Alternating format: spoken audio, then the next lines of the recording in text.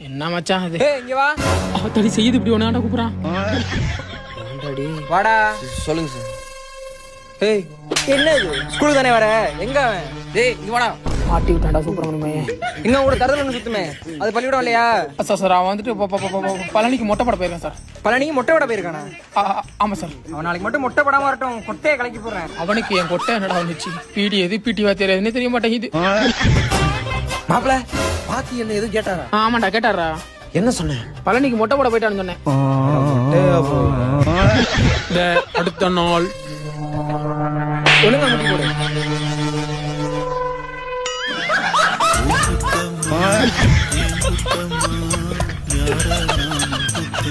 எங்கடா 3 பேர் தான் இருக்கீங்க? இன்னொருத்தன காணா? சார் அவன் திருப்பதிக்கு மொட்டை போட போயிருக்கான். திருந்தாத